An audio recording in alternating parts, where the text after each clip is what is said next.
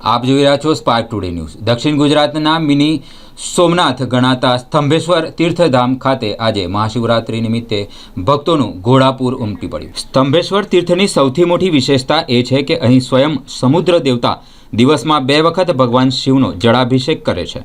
ભરતી સમયે આખું શિવલિંગ જળમગ્ન થઈ જાય છે। ઓટ આવવાથી મહાદેવ સાક્ષાત પ્રગટ થતા હોય તેવો ભાસ થાય છે। મહાશિવરાત્રિના પાવન દિવસે કુદરતની આ અદ્ભુત લીલાના સાક્ષી બનવા ભક્તોમાં ભારે ઉત્સાહ જોવા મળ્યો હતો। મહાનુભાવોની ઉપસ્થિતિ અને વ્યવસ્થા આ પવિત્ર દિવસે જંબુસરના ડીવાયએસપી PL ચૌધરી, તાલુકા કોંગ્રેસ પ્રમુખ શરદસિંહ રાણા સહિત અનેક રાજકીય અને સામાજિક અગ્રણીઓએ મહાદેવના ચરણોમાં શીશ ઝુકાવ્યું હતું। સ્તંભેશ્વર તીર્થના અધિષ્ઠાતા પરમ પૂજ્ય વિદ્યાનંદજી મહારાજના માર્ગદર્શન હેઠળ શિવભક્તો માટે પૂજન અર્ચન અને મહાપ્રસાદીનું સુંદર આયોજન કરવામાં આવ્યું હતું। ભક્તિ અને સેવાનો સમન્વય મેળામાં આવતા યાત્રિકો માટે પીવાના પાણી, ફરાળી પ્રસાદ અને બેસવાની ઉત્તમ વ્યવસ્થા કરવામાં આવી હતી। ભક્તોએ દરિયા કિનારે બેસીને ઉછળતા મોજાની સાથે શિવભક્તિનો આહલાદક આનંદ માણ્યો હતો। સમગ્ર કાવી કંબોઈ પંથક હર હર મહાદેવ અને ઓમ નમઃ શિવાયના નાદથી ગુંજી ઉઠ્યો હતો।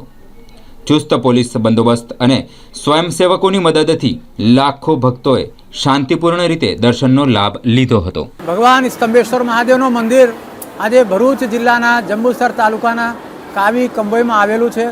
આ મંદિરનો ઇતિહાસ સ્કંદ મહાપુરાણના કુમારિકા ખંડમાં આજે લગભગ 550 પાનાનો મળે છે।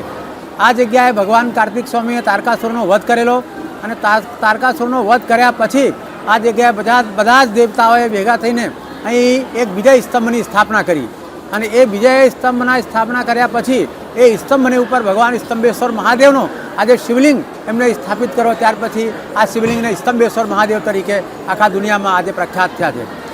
ત્યાર પછી આ જગ્યાએ નારદજીએ 10,000 વર્ષો સુધી તપસ્યા કરી। ત્યાર પછી ભગવાન આપણા બરબરીકે, જેમને આપણે ખાટુ શ્યામ તરીકે આપણે ઓળખીએ છીએ, એમને પણ સિદ્ધિ આ જ સ્થાન ઉપરથી પ્રાપ્ત થઈ હતી। આજે મહાશિવરાત્રિનો ભવ્ય મેળો છે। આજે સૌથી વધારે જો લોકો ગુજરાતમાં હોય તો જૂનાગઢ પછી આજે સ્તંભેશ્વર મહાદેવમાં આપણે જોઈ શકીએ છીએ। આજે લાખોની સંખ્યામાં ભક્તો આજે અહીં હજુ આવે જ છે। હજુ લગભગ 12 વાગ્યા છે। 12 વાગ્યાથી લઈને આવતીકાલે રાતે સવારે 4 વાગ્યા સુધીમાં આ મેળો ચાલવાનો છે। આજે કરોડો બિલીપત્રથી ભગવાનની પૂજા થઈ છે અને 10,000 લીટર શેરડીના રસથી આજે હજારો ભક્તોએ ભગવાનને સ્નાન કરાવ્યા છે। હજારો લીટર દૂધથી, બિલીપત્રથી આખા દેશભરમાંથી આજે મહાશિવરાત્રિનો દર્શન કરવા માટે લોકો અહીં આવી રહ્યા છે। આપ સૌનો અમે આભાર માનીએ છીએ જે આપે બધાએ મને સહકાર આપ્યો। हाँ, मैं आचार्य ओंकारनाथ त्रिपाठी, हम लोग यूपी और गोरखपुर से आते हैं। वहाँ के CM योगी आदित्यनाथ जी हैं।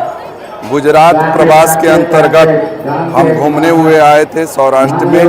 यहाँ स्तंभेश्वर महादेव के बारे में हम लोगों ने जाना, जहाँ की आज महाशिवरात्रि का पर्व है। बड़ा ही अलौकिक दृश्य है। यहाँ जो है समुद्र के तट पर विराजमान है। जैसे कि शास्त्रों में मान्यता है कि समुद्र देव नित्य महादेव का जो है 3 बार अभिषेक किया करते हैं। हम लोगों ने जब जाना तो पूरे परिवार के साथ यहाँ स्तंभेश्वर महादेव का दर्शन करने आए और इनका दर्शन करने के बाद एक दिव्य अलौकिक छटा जो है इनकी निराली है। स्तंभेश्वर महादेव ये पूरे जगत का कल्याण करते हैं, पूरे भारतवासियों का कल्याण करते हैं और इनकी कृपा बनी रहे। आज शिवरात्रि, महाशिवरात्रि के पर्व पर हम सब परिवारजन जो है स्तंभेश्वर महादेव का दर्शन किए और इनका आशीष ग्रहण किया। नमः पार्वती पतये हर हर महादेव। आज महाशिवरात्रिना पर्व अवसर में अमदावादथी कावी गाम में श्री स्तंभेश्वर महादेव मंदिर पासे अमे दर्शनना लाभार्थी थया छीए। एनाथी अमे अने मारो परिवार धन्य थई गयो छे। आनु महत्व विषय कई जाण अहींया आपणे स्तंभेश्वर मंदिर छे। दरियो किनारे दिवस में 2 વાર जलाभिषेक शिवलिंगનું करे छे। क्यांथी आવો? अमदावादथी। माરું नाम हेमलता है। हूँ जंबुसर तालुका सदस्य में हूँ फरज बजावुं छुं।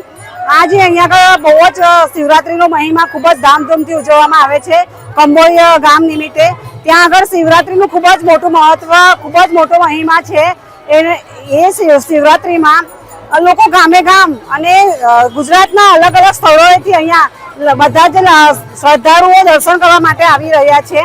અને સોમનાથ જેવું જ બહુ જ મહત્વનું એવું શિવલિંગ શંકર ભગવાનનું અહીંયા આગળ કંબોઈ ગામે બિરાજમાન છે. અને એનો એક ખૂબ જ અનેરો મહત્વ છે કે શિવલિંગને સવાર સાંજ સમુદ્ર મંથન દ્વારા એમનો અભિષેક કરવામાં આવે છે અને એમને દરરોજનું અભિનંદન અભિષેક કરી અને એ રિટર્ન પાછું પાણી ચાલુ જાય છે. અને ઘણું જ મહત્વ છે.